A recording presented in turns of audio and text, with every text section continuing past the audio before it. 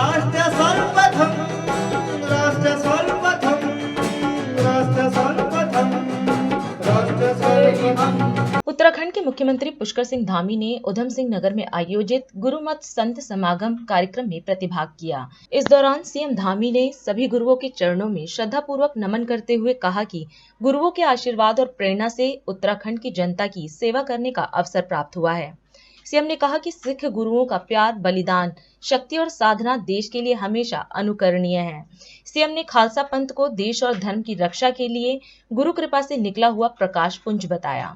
मैं सबसे पहले तो आज आप सभी को 325वें खालसा साधना दिवस को समर्पित गुरुमत संत समागम की आप सबको हार्दिक बधाई देता हूं, शुभकामनाएं देता हूं कि हम सब लोग इस पवित्र दिवस पर यहाँ एकत्र हुए हैं। इसके साथ ही मैं आज इस दिवस पर गुरु नानक देव जी, गुरु गोविंद सिंह जी समेत हमारे सभी गुरुओं को उनके चरणों में श्रद्धापूर्वक नमन करता हूं कि उनके आशीर्वाद से, उनकी प्रेरणा से जो उन्होंने धर्म की रक्षा के लिए, हम सब की रक्षा के लिए, देश की रक्षा के लिए, उनकी प्रेरणा से मुझे भी उत्तराखंड राज्य के मुख्य सेवक के रूप में 1.25 करोड़ उत्तराखंड वासियों की सेवा करने का अवसर प्राप्त हुआ है। भाइयों बहनों, हम सभी जानते हैं हमारे सभी गुरुओं ने हमेशा राष्ट्र को सर्वोपरि मानकर पूरे भारत को, पूरे देश को, पूरब से लेकर पश्चिम तक, उत्तर से लेकर दक्षिण तक, अटक से लेकर कटक तक, कश्मीर से लेकर कन्याकुमारी तक पूरे देश को एक सूत्र में बांधने का काम किसी ने किया था तो हमारे उन महान गुरुओं ने किया था। उन्होंने सबको एकता का सूत्र दिया था। और जहां तक हम अगर सिख गुरुओं की बात करें तो उनका त्याग, बलिदान, शक्ति और साधना देश के लिए हमेशा अनुकरणीय है, हमेशा वो प्रेरणा के स्रोत हैं।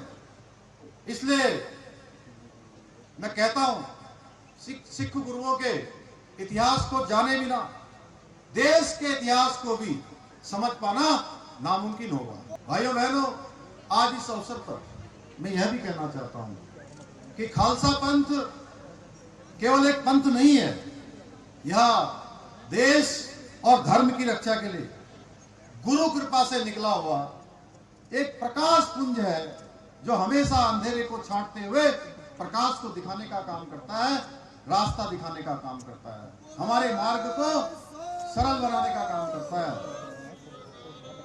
इस पंथ ने कितनी विपरीत परिस्थितियों में, कितने हालात खराब थे, विदेशी ताकतों को झुकने के लिए हमेशा मजबूर किया। और ये सुख गुरु परंपरा आध्यात्मिकता और बलिदान की परंपरा ही नहीं, बल्कि एक भारत श्रेष्ठ भारत की जो अवधारणा है उसके लिए भी प्रेरणा स्रोत है। भाइयों बहनों, आज हमारे प्रधानमंत्री मोदी जी के नेतृत्व वाली जो सरकार है वह भी एक भारत श्रेष्ठ भारत की परिकल्पना को साकार करने और हर वर्ग के उत्थान के लिए लगातार काम कर रही है। अगर हम पिछले 10 वर्षों की बात करें तो एक और जहां देश के साथ ही विदेशों में रहने वाले जो हमारे अप्रवासी भारतीय हैं उनकी चिंता भी प्रधानमंत्री मोदी जी के कालखंड में हुई है। आज देखिए, देश आजादी के बाद आप सब जानते हैं हमारे सिख समाज के द्वारा बड़ी संख्या में लंगर का आयोजन किया जाता है और मैं इसको बहुत नजदीक से जानता हूं। बाबा तरसेम सिंह जी मेरी तरफ देख रहे हैं और वो इसलिए कह रहे हैं कि मैं वर्षों से, आज से नहीं 20-30 सालों से, 35 सालों से आपके साथ लगातार इन सेवा के कार्यों में कहीं ना कहीं किसी न किसी रूप में सम्मिलित होता रहा हूं। जीएसटी लंगर से हटाने का काम भी किसी ने किया, जो लोगों की सेवा के लिए होता है, यह भी हमारे प्रधानमंत्री मोदी जी ने किया। भाई बहनों, देश के इतिहास में पहली बार हुआ। करतारपुर साहिब, जिसके बारे में अभी माननीय अजय भट्ट जी बोल रहे थे कि उससे 120 करोड़ रुपए की लागत से कॉरिडोर बनाकर भारत के हर एक श्रद्धालु के लिए वहां दर्शन की व्यवस्था की। और यह भी काम आजादी के बाद किसी प्रधानमंत्री ने किया है तो उनका नाम नरेंद्र मोदी है। हम उत्तराखंड को श्रेष्ठ राज्य बनाने के लिए हमारा जो विकल्प रहित संकल्प है उसके लिए निरंतर कार्य कर रहे हैं। मुझे पूरा विश्वास है कि आप सबके सहयोग से, हमारे सब गुरुओं के आशीर्वाद से, हमारी संगत के आशीर्वाद से, आप सबके समर्थन और सहयोग से हम उत्तराखंड को देश का श्रेष्ठ राज्य बनाने के अपने संकल्प को सिद्धि तक पहुंचाएंगे। फिर से एक बार सबको मैं नमन करते हुए मैं अपनी बात को समाप्त करता हूं। बहुत बहुत धन्यवाद।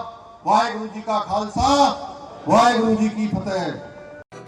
राष्ट्र सर्वप्रथम, राष्ट्र सर्वप्रथम, राष्ट्र सर्वप्रथम, राष्ट्र सर्वप्रथम।